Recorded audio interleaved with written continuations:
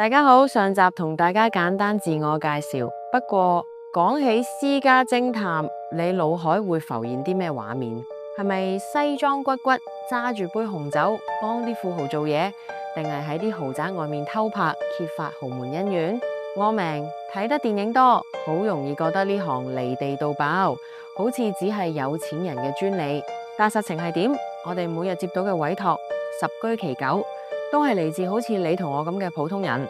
你試下諗下，你有層樓收租，想確保個租客唔係租霸，唔想自己半生積蓄買翻嚟嘅安樂窩俾人搞到一鑊粥。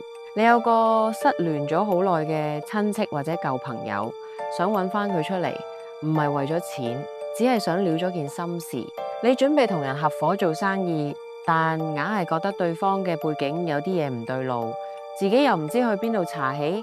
你喺段感情入面覺得唔安樂，晚晚諗東諗西，需要釐清一啲事實，令自己可以放心行落去。甚至你遇到工傷或者保險糾紛，唔知信邊個好，需要有人幫你用獨立嘅角度核查下一件事嘅真相。以上呢啲情況，邊個話一定要有錢先會遇到？真相係唔確定嘅嘢，先至係最嘥時間、最消耗精神嘅。你估估下，左諗右諗，嗰種內耗先至係最大嘅成本。專業調查嘅價值就係用有效率、合法、保密嘅方法，幫你將懷疑變成企得穩嘅事實，終止你嘅胡思亂想，俾翻一個行動嘅依據你嘅疑慮值得被認真對待。揾偵探唔係特權，而係每一個普通人都可以擁有嘅選擇權。